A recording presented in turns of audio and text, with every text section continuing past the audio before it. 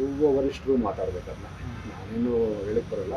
But ನಾನು ಸ್ಪಷ್ಟವಾಗಿ ಹೇಳ್ತಾ ಇದ್ದೀನಿ, ನಾನು ಈ ಕ್ಷೇತ್ರವನ್ನು ನನ್ನ ತಾಲೂಕಿನ ಜನ ನನ್ನ ಮೇಲೆ ವಿಶ್ವಾಸ ಇಟ್ಟಿದ್ದಾರೆ. ನನ್ನನ್ನು ಈ ಸಾರಿ ಗೆಲ್ಸ್ಕೋತಾರೆ, ಯಾವುದೇ ಸಿಂಬಲಲ್ಲೂ ಗೆಲ್ಸ್ಕೋತಾರೆ, ಅದು ನನಗೆ ಡೌಟೇ ಇಲ್ಲ. ಮೊದಲಿಂದ ಹೇಳ್ತಾನೆ, ಹೀಗೆ ನನ್ನ ಮಾತೃಪಕ್ಷಗಳು ಡ್ಯಾಮೇಜ್ ಮಾಡಿದಾಗ, ನನಗೆ ಅವಕಾಶ ಕೊಡದೆ ಹೋದಾಗ ನನ್ನ ಜನ ತಾಲೂಕಿನಲ್ಲಿ ಕೈ ಇಟ್ಟಿದ್ದಾರೆ. ಹಾಗಾಗಿ ಚುನಾವಣೆ ಸ್ಪರ್ಧೆ ಮಾಡಬೇಕು ಅಂತೇಳಿ ನಮ್ಮ ಸಮಾನ ಮನಸ್ಕಾರ ವೇದಿಕೆ ಅಂತೇಳಿ ನಮ್ಮ ತಾಲೂಕಿನ ರಾಜಕೀಯತರೆಲ್ಲ ಸೇರಿಕೊಂಡು ಒಂದು ವೇದಿಕೆ ಮಾಡ್ಕೊಂಡು ಅವರೆಲ್ಲ ಇವತ್ತು ಹೇಳ್ತಾ ಇದ್ದಾರೆ ನಾನು ಸ್ಪರ್ಧೆ ಮಾಡಬೇಕು ಅಂತ. ನಾನು ನನ್ನ ಮಾತೃಪಕ್ಷ ದೆಹಲಿಗೆ ಹೋಗ್ತೀನಿ, ನಮ್ಮ ಪಕ್ಷದ ವರಿಷ್ಠರನ್ನ ಎಲ್ಲರನ್ನೂ ಭೇಟಿ ಆಗ್ತೀನಿ. ಒಂದೇ ಭೇಟಿಲಿ ಆಗಲ್ಲ, ಆಗಸ್ಟ್ 15 ಬಂದಿರೋದ್ರಿಂದ 16ನೇ ತಾರೀಕು ಆದಮೇಲೆ ಪುನಃ ಹೋಗ್ತೀವಿ. ನಮ್ಮ ರಾಜ್ಯದ ನಾಯಕರು ಕೂಡ ಭರವಸೆ ಕೊಟ್ಟಿದ್ದಾರೆ, ರಾಷ್ಟ್ರೀಯ ನಾಯಕರು ಕೂಡ ನಾನು ಮಾತಾಡಿದ್ದೀನಿ, ಎಲ್ಲರೂ ಬಾ ಅಂತ ಹೇಳಿದ್ದಾರೆ. ನೋಡೋಣ, ಅಂದು ಕುಮಾರಸ್ವಾಮಿ ಅವ್ರ ಮನಸ್ಸು ಬದಲಾಯಿಸ್ಬೋದು. ಅವ್ರು ಒಪ್ಕೊಂಡ್ರೆ ಸಂತೋಷ, ಒಪ್ಕೊಂಡಿದ್ರೆ ನೋಡೋಣ ಮುಂದೊಂದು ದಾರಿ. ಕಾಂಗ್ರೆಸ್ಸಿಂದ ಆಫರ್ ಇದೆಯಾ? ಏನು ಕಾಂಗ್ರೆಸ್ ಬಗ್ಗೆ ಆಲೋಚನೆ ಮಾಡಲಿಲ್ಲ ಯಾರು. ನನ್ನ ಪದೇ ಪದೇ ಡಿ ಕೆ ಶಿವಕುಮಾರ್ ಹೇಳ್ತಾರಲ್ಲ ಸರ್, ಹಾಗಿದ್ರೆ ಯೋಗೇಶ್ವರು ಕೆ ಶಿವಕುಮಾರ್ ಹೇಳ್ತಾರೆ, ಅವರು ರಾಜಕೀಯ ತಂತ್ರಗಾರಿಕೆ ಮಾತಾಡ್ತಾರೆ. ಡಿ ಕೆ ಶಿವಕುಮಾರ್ ಅವರು ಯಾವ ಟೈಮಲ್ಲಿ ಏನೇನು ಮಾತಾಡಬೇಕು ಅಂತ ಅವ್ರು ಚೆನ್ನಾಗಿ ಅರ್ಥವ್ರೆ. ನನಗೂ ಕುಮಾರಸ್ವಾಮಿ ಅವ್ರಿಗೂ ಏನೋ ಭಿನ್ನಾಭಿಪ್ರಾಯ ಇದೆ, ಅದನ್ನು ಇನ್ನಷ್ಟು ಬಿರುಕು ಮೂಡಿಸುವ ಪ್ರಯತ್ನವನ್ನು ಮಾಡ್ತಾರೆ ಅಷ್ಟೇ. ಸಂಪರ್ಕ ಮಾಡಿದ್ರೆ ಸರ್ ಯಾರಾದರೂ ಆಪ್ಷನ್ ಇತ್ತು ಟಿಕೆಟ್ಗೆ ಸಿಗಲಿಲ್ಲ? ಯಾರು ಆ ಥರ ಏನಿಲ್ಲ. ನಾನಿಲ್ಲ, ನಾನು ಟಿಕೆಟ್ ಸಿಗದೆ ಹೋದೆ ಸ್ವತಂತ್ರವಾಗಿ ಸ್ಪರ್ಧೆ ಮಾಡಿ ಮತ್ತೆ NDA ಭಾಗವಾಗಿರ್ಬೇಕು ಅಂತಾನೆ ಅನ್ಕೋತೀನಿ. ನೋಡೋಣ ಮುಂದೆ ಏನೇನು ಯಾವ ಥರ ತಿರುವು ತಗೊಳ್ತಾರೆ ರಾಜಕಾರಣ ಹೇಳಿದ್ ಬರಲ್ಲ. ಅವರು ವರಿಷ್ಠರು ಮಾತಾಡ್ಬೇಕನ್ನ ನಾನೇನು ಹೇಳಕ್ಕೆ ಬರೋಲ್ಲ. ಬಟ್ ನಾನು ಸ್ಪಷ್ಟವಾಗಿ ಹೇಳ್ತಾ ಇದ್ದೀನಿ, ನಾನು ಈ ಕ್ಷೇತ್ರವನ್ನು ನನ್ನ ತಾಲೂಕಿನ ಜನ ನನ್ನ ಮೇಲೆ ವಿಶ್ವಾಸ ಇಟ್ಟಿದ್ದಾರೆ. ನನ್ನನ್ನು ಈ ಸಾರಿ ಗೆಲ್ಸ್ಕೋತಾರೆ, ಯಾವುದೇ ಸಿಂಬಲಲ್ಲೂ ಗೆಲ್ಸ್ಕೋತಾರೆ, ಅದು ನನಗೆ ಡೌಟೇ ಇಲ್ಲ. ಮೊದಲಿಂದ ಹೇಳ್ತಾನೆ, ಹೀಗೆ ನನ್ನ ಮಾತೃಪಕ್ಷಗಳು ಡ್ಯಾಮೇಜ್ ಮಾಡಿದಾಗ, ನನಗೆ ಅವಕಾಶ ಕೊಡದೆ ಹೋದಾಗ ನನ್ನ ಜನ ತಾಲೂಕಿನಲ್ಲಿ ಕೈ ಇಟ್ಟಿದ್ದಾರೆ. ಹಾಗಾಗಿ ಚುನಾವಣೆ ಸ್ಪರ್ಧೆ ಮಾಡಬೇಕು ಅಂತೇಳಿ ನಮ್ಮ ಸಮಾನ ಮನಸ್ಕಾರ ವೇದಿಕೆ ಅಂತೇಳಿ ನಮ್ಮ ತಾಲೂಕಿನ ರಾಜಕೀಯತರೆಲ್ಲ ಸೇರಿಕೊಂಡು ಒಂದು ವೇದಿಕೆ ಮಾಡ್ಕೊಂಡು ಅವರೆಲ್ಲ ಇವತ್ತು ಹೇಳ್ತಾ ಇದ್ದಾರೆ ನಾನು ಸ್ಪರ್ಧೆ ಮಾಡಬೇಕು ಅಂತ. ನಾನು ನನ್ನ ಮಾತೃಪಕ್ಷ ದೆಹಲಿಗೆ ಹೋಗ್ತೀನಿ, ನಮ್ಮ ಪಕ್ಷದ ವರಿಷ್ಠರನ್ನ ಎಲ್ಲರನ್ನೂ ಭೇಟಿ ಆಗ್ತೀನಿ. ಒಂದೇ ಭೇಟಿಲಿ ಆಗಲ್ಲ, ಆಗಸ್ಟ್ 15 ಬಂದಿರೋದ್ರಿಂದ 16ನೇ ತಾರೀಕು ಆದಮೇಲೆ ಪುನಃ ಹೋಗ್ತೀವಿ. ನಮ್ಮ ರಾಜ್ಯದ ನಾಯಕರು ಕೂಡ ಭರವಸೆ ಕೊಟ್ಟಿದ್ದಾರೆ, ರಾಷ್ಟ್ರೀಯ ನಾಯಕರು ಕೂಡ ನಾನು ಮಾತಾಡಿದ್ದೀನಿ, ಎಲ್ಲರೂ ಬಾ ಅಂತ ಹೇಳಿದ್ದಾರೆ. ನೋಡೋಣ, ಅಂದು ಕುಮಾರಸ್ವಾಮಿ ಅವ್ರ ಮನಸ್ಸು ಬದಲಾಯಿಸ್ಬೋದು. ಅವ್ರು ಒಪ್ಕೊಂಡ್ರೆ ಸಂತೋಷ, ಒಪ್ಕೊಂಡಿದ್ರೆ ನೋಡೋಣ ಮುಂದೊಂದು ದಾರಿ. ಕಾಂಗ್ರೆಸ್ಸಿಂದ ಆಫರ್ ಇದೆಯಾ? ಏನು ಕಾಂಗ್ರೆಸ್ ಬಗ್ಗೆ ಆಲೋಚನೆ ಮಾಡಲಿಲ್ಲ ಯಾರು. ಪದೇ ಪದೇ ಡಿ ಕೆ ಶಿವಕುಮಾರ್ ಹೇಳ್ತಾರಲ್ಲ ಸರ್, ಹಾಗಿದ್ರೆ ಯೋಗೇಶ್ವರು ಕೆ ಶಿವಕುಮಾರ್ ಹೇಳ್ತಾರೆ, ಅವರು ರಾಜಕೀಯ ತಂತ್ರಗಾರಿಕೆ ಮಾತಾಡ್ತಾರೆ. ಡಿ ಕೆ ಶಿವಕುಮಾರ್ ಅವರು ಯಾವ ಟೈಮಲ್ಲಿ ಏನೇನು ಮಾತಾಡಬೇಕು ಅಂತ ಅವ್ರು ಚೆನ್ನಾಗಿ ಅರ್ಥವ್ರೆ. ನನಗೂ ಕುಮಾರಸ್ವಾಮಿ ಅವ್ರಿಗೂ ಏನೋ ಭಿನ್ನಾಭಿಪ್ರಾಯ ಇದೆ, ಅದನ್ನು ಇನ್ನಷ್ಟು ಬಿರುಕು ಮೂಡಿಸುವ ಪ್ರಯತ್ನವನ್ನು ಮಾಡ್ತಾರೆ ಅಷ್ಟೇ. ಸಂಪರ್ಕ ಮಾಡಿದ್ರೆ ಸರ್ ಯಾರಾದರೂ ಆಪ್ಷನ್ ಇತ್ತು ಟಿಕೆಟ್ಗೆ ಸಿಗಲಿಲ್ಲ? ಯಾರು ಆ ಥರ ಏನಿಲ್ಲ. ನಾನಿಲ್ಲ, ನಾನು ಟಿಕೆಟ್ ಸಿಗದೆ ಹೋದೆ ಸ್ವತಂತ್ರವಾಗಿ ಸ್ಪರ್ಧೆ ಮಾಡಿ ಮತ್ತೆ NDA ಭಾಗವಾಗಿರ್ಬೇಕು ಅಂತಾನೆ ಅನ್ಕೋತೀನಿ. ನೋಡೋಣ ಮುಂದೆ ಏನೇನು ಯಾವ ಥರ ತಿರುವು ತಗೊಳ್ತಾರೆ ರಾಜಕಾರಣ ಹೇಳಿದ್ ಬರಲ್ಲ. ಅವರು ವರಿಷ್ಠರು ಮಾತಾಡ್ಬೇಕನ್ನ ನಾನೇನು ಹೇಳಕ್ಕೆ ಬರೋಲ್ಲ. ಬಟ್ ನಾನು ಸ್ಪಷ್ಟವಾಗಿ ಹೇಳ್ತಾ ಇದ್ದೀನಿ, ನಾನು ಈ ಕ್ಷೇತ್ರವನ್ನು ನನ್ನ ತಾಲೂಕಿನ ಜನ ನನ್ನ ಮೇಲೆ ವಿಶ್ವಾಸ ಇಟ್ಟಿದ್ದಾರೆ. ನನ್ನನ್ನು ಈ ಸಾರಿ ಗೆಲ್ಸ್ಕೋತಾರೆ, ಯಾವುದೇ ಸಿಂಬಲಲ್ಲೂ ಗೆಲ್ಸ್ಕೋತಾರೆ, ಅದು ನನಗೆ ಡೌಟೇ ಇಲ್ಲ. ಮೊದಲಿಂದ ಹೇಳ್ತಾನೆ, ಹೀಗೆ ನನ್ನ ಮಾತೃಪಕ್ಷಗಳು ಡ್ಯಾಮೇಜ್ ಮಾಡಿದಾಗ, ನನಗೆ ಅವಕಾಶ ಕೊಡದೆ ಹೋದಾಗ ನನ್ನ ಜನ ತಾಲೂಕಿನಲ್ಲಿ ಕೈ ಇಟ್ಟಿದ್ದಾರೆ. ಹಾಗಾಗಿ ಚುನಾವಣೆ ಸ್ಪರ್ಧೆ ಮಾಡಬೇಕು ಅಂತೇಳಿ ನಮ್ಮ ಸಮಾನ ಮನಸ್ಕಾರ ವೇದಿಕೆ ಅಂತೇಳಿ ನಮ್ಮ ತಾಲೂಕಿನ ರಾಜಕೀಯತರೆಲ್ಲ ಸೇರಿಕೊಂಡು ಒಂದು ವೇದಿಕೆ ಮಾಡ್ಕೊಂಡು ಅವರೆಲ್ಲ ಇವತ್ತು ಹೇಳ್ತಾ ಇದ್ದಾರೆ ನಾನು ಸ್ಪರ್ಧೆ ಮಾಡಬೇಕು ಅಂತ.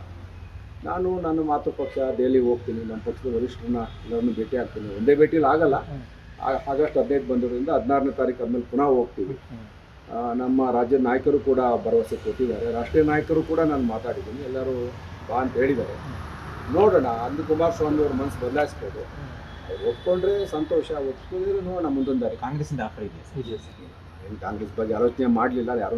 ಪದೇ ಪದೇ ಡಿ ಕೆ ಶಿವಕುಮಾರ್ ಹೇಳ್ತಾರಲ್ಲ ಸರ್, ಹಾಗಿದ್ರೆ ಯೋಗೇಶ್ವರು ಕೆ ಶಿವಕುಮಾರ್ ಹೇಳ್ತಾರೆ, ಅವರು ರಾಜಕೀಯ ತಂತ್ರಗಾರಿಕೆ ಮಾತಾಡ್ತಾರೆ. ಡಿ ಕೆ ಶಿವಕುಮಾರ್ ಅವರು ಯಾವ ಟೈಮಲ್ಲಿ ಏನೇನು ಮಾತಾಡಬೇಕು ಅಂತ ಅವ್ರು ಚೆನ್ನಾಗಿ ಅರ್ಥವ್ರೆ. ನನಗೂ ಕುಮಾರಸ್ವಾಮಿ ಅವ್ರಿಗೂ ಏನೋ ಭಿನ್ನಾಭಿಪ್ರಾಯ ಇದೆ, ಅದನ್ನು ಇನ್ನಷ್ಟು ಬಿರುಕು ಮೂಡಿಸುವ ಪ್ರಯತ್ನವನ್ನು ಮಾಡ್ತಾರೆ ಅಷ್ಟೇ. ಸಂಪರ್ಕ ಮಾಡಿದ್ರೆ ಸರ್ ಯಾರಾದರೂ ಆಪ್ಷನ್ ಇತ್ತು ಟಿಕೆಟ್ಗೆ ಸಿಗಲಿಲ್ಲ? ಯಾರು ಆ ಥರ ಏನಿಲ್ಲ. ನಾನಿಲ್ಲ, ನಾನು ಟಿಕೆಟ್ ಸಿಗದೆ ಹೋದೆ ಸ್ವತಂತ್ರವಾಗಿ ಸ್ಪರ್ಧೆ ಮಾಡಿ ಮತ್ತೆ NDA ಭಾಗವಾಗಿರ್ಬೇಕು ಅಂತಾನೆ ಅನ್ಕೋತೀನಿ. ನೋಡೋಣ ಮುಂದೆ ಏನೇನು ಯಾವ ಥರ ತಿರುವು ತಗೊಳ್ತಾರೆ ರಾಜಕಾರಣ ಹೇಳಿದ್ ಬರಲ್ಲ.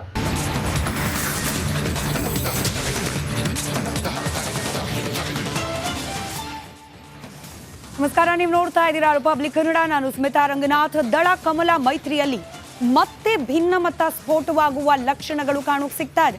ಪಾದಯಾತ್ರೆ ಪ್ರಾರಂಭದಲ್ಲಿ ನಾವು ಗಮನಿಸಿದ್ವಿ, ಕುಮಾರಸ್ವಾಮಿ ಅವರು ಅಸಮಾಧಾನ ವ್ಯಕ್ತಪಡಿಸಿದ ಬೆನ್ನಲ್ಲೇ ಕಾಂಗ್ರೆಸ್ ವಿರುದ್ಧವಾಗಿ ನಡೆಸ್ತಾ ಇದ್ದ ಈ ಒಂದು ಪಾದಯಾತ್ರೆಯಲ್ಲೂ ಕೂಡ ಮೈತ್ರಿಯ ಅಸಮಾಧಾನ ಸ್ಫೋಟವಾಗುತ್ತಾ ಅನ್ನೋ ಆತಂಕ ಇತ್ತು. ಅದನ್ನ ಪ್ಯಾಚಪ್ ಮಾಡಿಕೊಂಡು ಪಾದಯಾತ್ರೆ ಮಾಡಿ ಮುಗಿಸಿದ ಬೆನ್ನಲ್ಲೇ ಇದೀಗ ಮತ್ತೊಂದು ಆತಂಕ.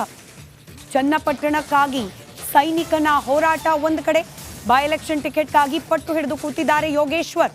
ದೆಹಲಿ ಪ್ರವಾಸಕ್ಕೂ ಮುನ್ನವೇ ಬಂಡಾಯದ ಸಂದೇಶವನ್ನ ರವಾನೆ ಮಾಡಿದ್ದಾರೆ. ಸ್ವತಂತ್ರ ಸ್ಪರ್ಧೆಯ ನಿರ್ಧಾರವನ್ನ ಮಾಡಿದ್ದಾರೆ ಯೋಗೇಶ್ವರ್. ಟಿಕೆಟ್ ಸಿಗದೇ ಇದ್ರೆ ಬಂಡಾಯದ ಸ್ಪರ್ಧೆ ಅನ್ನೋ ಹೇಳಿಕೆಯನ್ನ ನೀಡುವ ಮೂಲಕ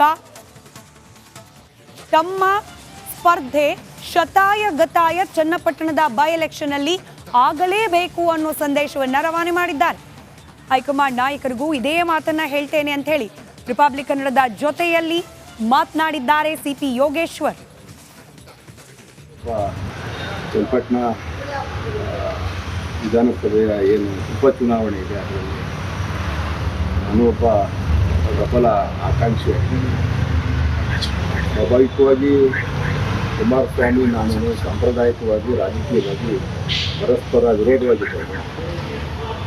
ಒಬ್ರಿಗೊಬ್ಬರು ಮೈತ್ರಿ ಮಾಡ್ಕೊಂಡು BJP JDS ಮೈತ್ರಿ ಮಾಡ್ಕೊಂಡ್ಮೇಲೆ NDAಯಿಂದ ಕುಮಾರಸ್ವಾಮಿ ಇವತ್ತು ಕೇಂದ್ರದಲ್ಲಿ ಮಂತ್ರಿ ಆಗಿದ್ದಾರೆ. ಅವರು ತೆರವಾದ ಸ್ಥಾನಕ್ಕೆ ನಾನೇ ಹತ್ತಿರದ ಸಮೀಪದ ಪ್ರತಿಸ್ಪರ್ಧೆ. ಪ್ರತಿ ಚುನಾವಣೆಯಲ್ಲೂ ಒಂದು 10,000 ಡಿಫ್ರೆನ್ಸು ಎಲ್ಲ ಚುನಾವಣೆಯೂ ಇದೆ. ಹಾಗಾಗಿ ಅವ್ರು ತೆರವಾದ ಮೇಲೆ ಸ್ವಾಭಾವಿಕವಾಗಿ ನನಗೆ ಬಿಟ್ಕೊಡ್ಬೇಕು ಅನ್ನೋದು ನನ್ನ ವಾದ ಮತ್ತು ನನ್ನ ಕ್ಲೈಮ್ ಕೂಡ. ನೋಡೋಣ ಅವರು ಮತ್ತು ನಮ್ಮ ಪಕ್ಷದ ವರಿಷ್ಠರು ಏನು ತೀರ್ಮಾನ ಮಾಡ್ತಾರೆ. ಆದರೆ ಚುನಾವಣೆ ಹತ್ರ ಬರ್ತಾಯಿದೆ. ಇನ್ನೇನು ನೋಟಿಫಿಕೇಷನ್ ಯಾವುದೇ ಸಂದರ್ಭದಲ್ಲಿ ಆಗ್ಬೋದು. ಮಹಾರಾಷ್ಟ್ರದಲ್ಲಿ ಚುನಾವಣೆಗೆ ಉಪಚುನಾವಣೆ ಮಾಡ್ತಾರೆ ಅಂತ ಹೇಳ್ತಾ ಇದ್ದಾರೆ. ಜೊತೆಗೆ ಕಾಂಗ್ರೆಸ್ನವರು ತುಂಬ ಆಕ್ಟಿವ್ ಆಗಿದ್ದಾರೆ.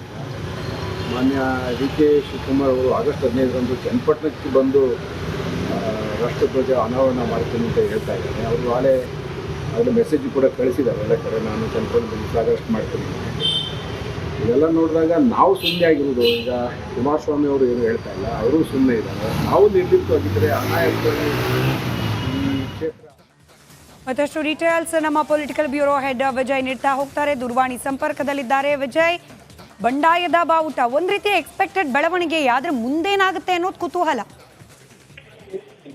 ಸ್ಮಿತಾ, ಚನ್ನಪಟ್ಟಣ ಉಪಚುನಾವಣೆ ಸಂಬಂಧಪಟ್ಟಂತೆ ಅಲ್ಲಿ ಬಿಜೆಪಿ ಮತ್ತು JDS ಅನ್ನೋದಕ್ಕಿಂತ ಹೆಚ್ಚಾಗಿ ಯೋಗೇಶ್ವರ್ ವರ್ಸಸ್ ಕುಮಾರಸ್ವಾಮಿ ರೀತಿಯಲ್ಲಿ ಕೂಡ ಅದು ಮಾರ್ಪಟ್ಟಿರುವಂತದ್ದು. ಟಿಕೆಟ್ಗಾಗಿ ಅಲ್ಲಿ ಪೈಪೋಟಿ ಆರಂಭ ಆಗಿರುವಂತದ್ದು. ನನಗೆ ಟಿಕೆಟ್ ಬೇಕೇ ಬೇಕು ಅಂತ. ಆದ್ರೆ ಇಲ್ಲಿ ಪ್ರಶ್ನೆ ಇರುವಂತದ್ದು, ಯೋಗೇಶ್ವರ್ ಸ್ಪರ್ಧೆಗೆ ಹೈಕಮಾಂಡ್ ಒಪ್ಪುತ್ತಾ ಅಥವಾ ರಾಜ್ಯ ಬಿಜೆಪಿಯಲ್ಲಿ ವಿಜಯೇಂದ್ರ ಅಥವಾ ಯಡಿಯೂರಪ್ಪ ಕೂಡ ಒಪ್ತಾರಾ ಅನ್ನೋಂಥದ್ದು. ಯಾಕಂದ್ರೆ ಬಿಜೆಪಿಯಲ್ಲಿ ಯೋಗೇಶ್ವರ್ ಅನ್ಕೊಂಡ ರೀತಿಯಲ್ಲಿ ಕೂಡ ಅವ್ರಿಗೆ ಟಿಕೆಟ್ ಸಂಬಂಧಪಟ್ಟ ಇನ್ನೂ ಕೂಡ ಕನ್ಫರ್ಮ್ ಆಗಿಲ್ಲ. ಮತ್ತು ಅದು JDS ನಲ್ಲಿ ಈಗ ಗೆದ್ದಿರುವಂತ ಹಿನ್ನೆಲೆ ಅವರಿಗೆ ಬಿಟ್ಕೊಡ್ಬೇಕು ಸಂಬಂಧಪಟ್ಟ ಚರ್ಚೆ ಆಗ್ತದೆ. ಇದರೆಲ್ಲ ಬೆನ್ನಲ್ಲೇ ಕೂಡ ಈಗ ಹೈಕಮಾಂಡ್ ನಾಯಕರು ಯೋಗೇಶ್ವರ್ಗೆ ಬುಲಾವ್ ಕೊಟ್ಟಿರೋದು. ಅದರ ಮೇರೆಗೆ ಈಗ ಹೋಗ್ತಾ ಇರುವಂತದ್ದು. ಅಂದ್ರೆ ಈಗ ಒಂದು ಸಂದೇಶ ರವಾನೆ ಮಾಡಿರುವಂತದ್ದು, ಟಿಕೆಟ್ ಸಿಗಲಿದೆ ಸ್ವತಂತ್ರ ಸ್ಪರ್ಧೆ ಅಂತ. ಹಾಗಂತ ಸ್ವತಂತ್ರವಾಗಿ ನಿಂತ್ಕೊಳ್ಬಿಡ್ತಾರ ಅಂತ ಅರ್ಥನೂ ಅಲ್ಲ. ಆದ್ರೆ ಒಂದು ಸಂದೇಶ ಹೈಕಮಾಂಡ್ ರವಾನೆ ಮಾಡಿರುವಂತದ್ದು. ಇಂದು ದೆಹಲಿಗೆ ಹೋಗ್ತಾರೆ, ಅದಾದ ನಂತರ ಮುಂದಿನ ವಾರ ಕೂಡ ದೆಹಲಿಗೆ ಹೋಗುವಂತದ್ದು. ಅಂದ್ರೆ ಈ ಬೆಳವಣಿಗೆ ಈಗ ಸದ್ಯಕ್ಕೆ ನಿಲ್ಲುವಂತ ಲಕ್ಷಣ ಕಾಣಿಸ್ತಾ ಇಲ್ಲ. ಟಿಕೆಟ್ ಅನೌನ್ಸ್ ಆದ ನಂತರ, ಅಂದ್ರೆ ಏನು ಚುನಾವಣೆ ಘೋಷಣೆ ಆದ ನಂತರ ಮತ್ತೊಂದಷ್ಟು ಬಿರುಸುಗೊಳ್ಳುವಂತ ಸಾಧ್ಯತೆ ಇರುವಂತದ್ದು. ಅದಕ್ಕಿಂತ ಮುಂಚೆ ಯೋಗೇಶ್ವರ್ ವೇದಿಕೆಯನ್ನ ಆಗ್ತಾ ಇರುವಂತದ್ದು, ಟಿಕೆಟ್ ಸಿಗ್ಲಿಲ್ಲ ಅಂತಂದ್ರೆ ಬಂಡಾಯ ಅನ್ನೋ